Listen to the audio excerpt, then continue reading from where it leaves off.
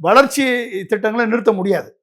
ஆனால் அந்த வளர்ச்சி திட்டங்களுக்கு மக்களை பங்குதாரர் ஆக்குனீங்கன்னா அரசு செய்யக்கூடிய திட்டங்களுக்கு மக்களது ஆதரவு இருக்கும்.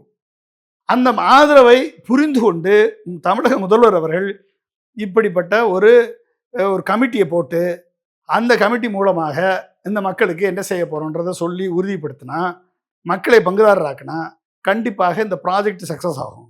அப்ப இந்த ஆலோசனையை விஜய் கொடுத்தாரா அப்படின்னா இல்ல. நார்மலான ஒரு வழக்கமான ஒரு அரசியல்வாதி மாதிரி நானும் உங்களோட நிற்பேன், நானும் உங்களோடு சேர்ந்து போராடுவேன், இந்த திட்டத்தை நிறுத்துவேன் அப்படின்னு சொல்றது நார்மலான அரசியல்வாதி சொல்ற வேலை. ஆளுங்கட்சி நாடகம்னு சொல்றது எப்படி பாக்குறீங்க? நாடகம் எல்லாம் அரசியல் பேச்சுங்க. அது நாடகம் எதுக்கு போடுறாங்க? நாடகம் போட வேண்டிய அவசியம் என்ன இருக்கு ஆளுங்கட்சிக்கு? ஆளுங்கட்சி ஆல்ரெடி இந்த இடத்த சூஸ் பண்ணியிருக்காங்க. சென்ட்ரல் கவர்மெண்ட்டு அட்மினிஸ்ட்ரேட்டிவ் அப்ரூவல் கொடுத்துருக்காங்க. இந்த விமான நிலைய தேவை இருக்குது அப்படின்றத ஆளுங்கட்சி உணர்ந்திருக்கு. இவருமே முதலமைச்சரான அதிகாரிகள் கொண்டு போய் ப்ராஜெக்ட் ப்ரப்போசல் இது கண்டிப்பாக தேவை, இது வேணும்னு தான் சொல்லுவாங்க. அப்போ இவர் என்ன முடிவு எடுப்பார்? யாராக இருந்தா என்ன, எந்த முதலமைச்சர் வந்தா என்ன, முடிவு என்ன எடுப்பாங்க? அல்டிமேட்டாக என்ன? மக்கள் பாதிக்கக்கூடாது. அதானே அல்டிமேட். அதானே மக்களது வாழ்வாதாரம் பாதிக்கக்கூடாது. மக்களது டிஸ்பிளேஸ்மெண்ட் அவர்களது வாழ்க்கையை அழித்து விடக்கூடாது. அப்போ நீங்கள் அதுக்கு என்ன நீர்நிலைகள் அழிக்கப்படக்கூடாது.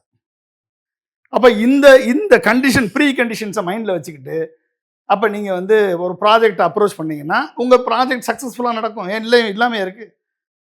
அப்போ அதுதான் வேணும். அந்த டிஃபரெண்ட் திங்கிங் வேணும். அப்போ அட்மினிஸ்ட்ரேட்டிவ் மெஷினரி எப்படி இருக்கும்? திங்க் பண்ணோம். ஓகே, எனக்கு இடம் வேணும். ஓகே, இந்த இடம் இருக்குது, 5000 ஏக்கர் இருக்குது, இதை போங்க எடுங்க. இது ஐஏஎஸ் அஃபீஷியல்ஸ் லெவலில் ஆட்சியின் அதிகாரம் அதை சொல்லும். ஆனால் மக்களது எண்ணங்களை, மக்களது பிரச்சனைகளை, வாழ்வாதாரத்தை சிந்தித்து பார்க்க வேண்டிய நிலத்தில் இருப்பவர் யாரு? முதலமைச்சர். அப்போ முதலமைச்சர் இது சரியா, இது தவறா, இதுக்கு என்ன ஆல்டர்னேட்டிவ் என்ன? இப்போ மக்களை எப்படி நம்ம சமாதானப்படுத்துறது, மக்களை எப்படி இதில் பங்குதாரராக்குறது? பெரியார் என்ன சொல்லிட்டு போயிருக்காரு? திராவிட மாடல் ஆட்சி.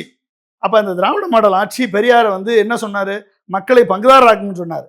அண்ணா திராவிட முன்னேற்ற கழகம் எம்ஜிஆர் நாடோடி மன்னரில் சொன்னார், மக்களை பங்குதாரராக்குவேன் என்று சொன்னார். அவர் 10 ஆண்டு காலம் ஆட்சி செஞ்சார். ஏன் அவர் ஆக்கலை, ஏன் அவர் அதை செய்யலை அப்படின்னா 10 ஆண்டு காலம் அவர் ஆட்சி செய்யவே கலைஞர் விடலை. டெய்லி ஒரு போராட்டம், டெய்லி ஒரு பிரச்சனை நடக்கும்.